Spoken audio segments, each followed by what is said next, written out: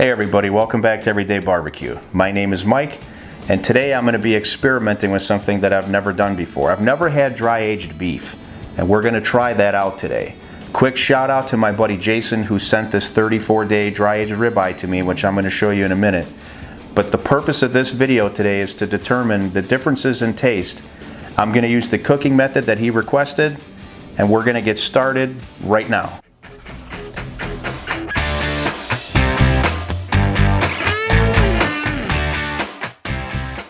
Alright, so before we get started with this cook, I want to do a quick shout out to my buddy Meathead.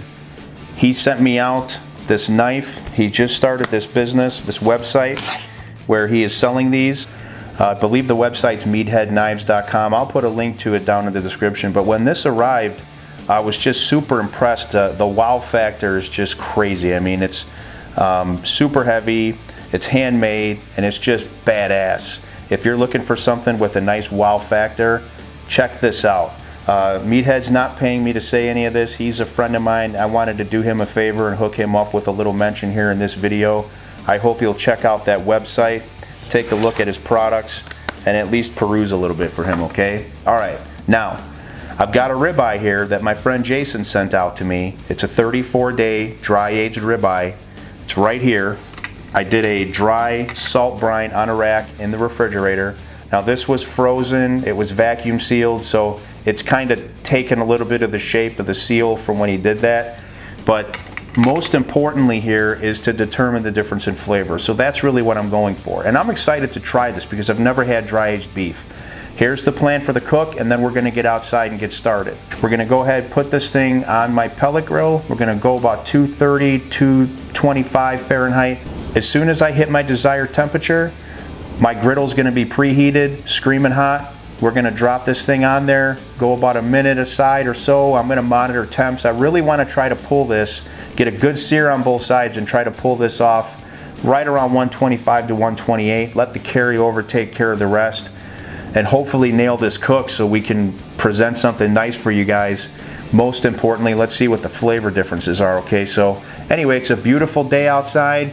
I don't think it's too noisy out there. I had some lawnmower activity going on, but I'm excited to get this done. So you guys come out and hang out on the porch with me and let's get this started. Okay, pellet grill's preheated. Steak is going on. Just gonna set it right there. I'm gonna go ahead and get this probe in. About there. And we're gonna be monitoring that today with this Maverick XR50, which David from Adrenaline Barbecue Company left out here. I'm going to check it out. I've used it a couple times off camera. I used it on that video that we did a couple weeks back. By the way, if you haven't checked that video out yet, I'm not sure if I've already mentioned it. I'll put a link to it down in the description and an iCard as well. Best ribeyes I've ever had. Anyway, we're just going to monitor this and I'll bring you guys back when we're about ready to pull this off. Alright guys, so this steak's getting close to 100 degrees. I'm going to take a quick peek at it here. And it's looking really good, so it's time to get that griddle preheated. I'm going to go ahead and do that right now.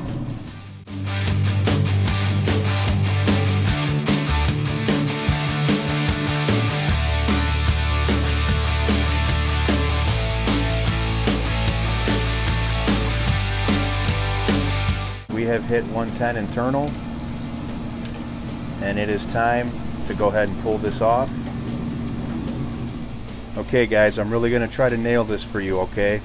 I've got that steak about 110, took it off the smoker, griddle's screaming hot, you can see the smoke coming off of it. Let's go ahead and put it on there.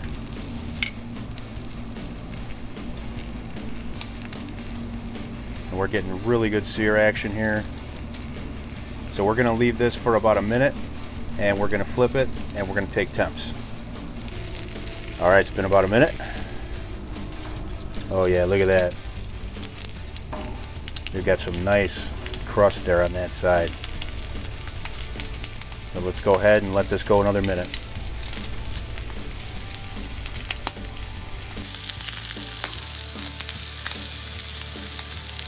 Okay, it's been about another minute. Let's check out this side. Oh yeah, look at that. I just took temps. I'm in the low 120s, so we're going to give this another minute here on this side. All right, guys, just hit 128. It's time to pull this bad boy. We'll take it inside, let it rest for a minute, cut it open, check it out. All right, we've got this off the griddle. We're back inside. I've let it rest for about 2 minutes, and I'm ready to go ahead and cut this bad boy open. So let's go ahead and give Meathead's knife a try here.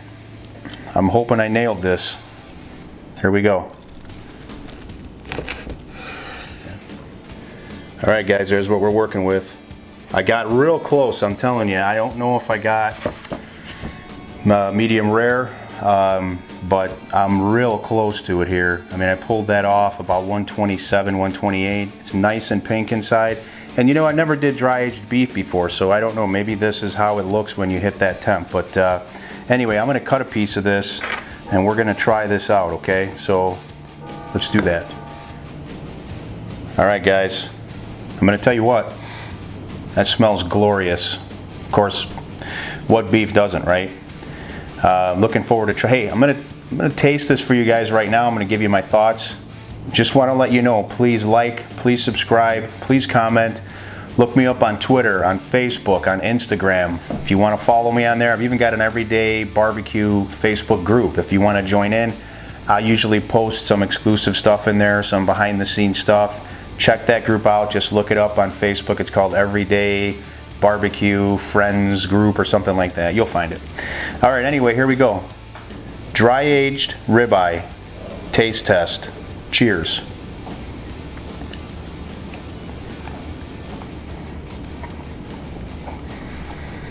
Wow. I definitely notice a difference.